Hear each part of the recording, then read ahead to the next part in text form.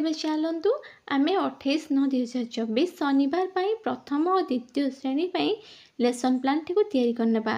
तो प्रथम तारीख रही 28/9/2024।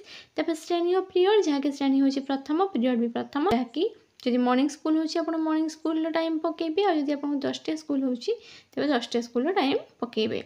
विषय और प्रसंग रजदोली मुख्य धारणा और एल कोड तेणु आप जेकोसी मुख्य धारणा नेउछन्ती तार एल कोड टी निश्चित भाव में लेखिकी रखु मन रखु। तेबे प ग च झ धारणा पाइब डिकोडिंग संपर्कित ECL 13.5 बी हूँ तार एल कोड। प्रत्याशित फलाफल अक्षर विशिष्ट शब्द गढ़े पढ़े और लिखे।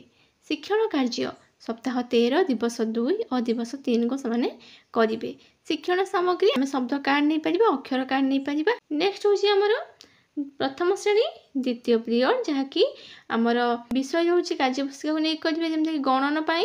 तेज मुख्य धारणा कौन ना गणित संख्या लिखे। एल कोड हूँ M101 प्रत्याशित फलाफल वस्तु को गणी संख्या लिखे। कार्यफर्द कौन करेंगे ना सप्ताह 15 दिवस 5 और 6 को करेंगे।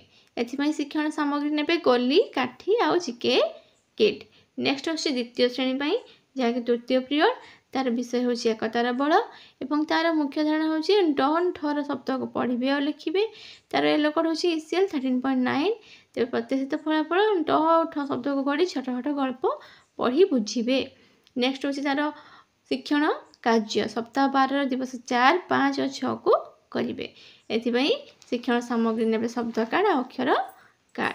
नेक्स्ट आमर से द्वितीय श्रेणी चतुर्थ पीरियड जहाँकि गणित फेड़ाण करवा। तार मुख्य धारणा हूँ फेड़ाण धारणा। एल कोड हूँ M205। तार प्रत्याशित फलाफल फेड़ाण को शिखी दैनन्दिन जीवन में व्यवहार कर समस्या समाधान करेंगे। से कार्यफर्द करेंगे कौन ना अभ्यास कार्य 13 नंबर को करेंगे 14 नंबर को करेंगे। सप्ताह 14 दिवस 6 2 3 नंबर को करेंगे।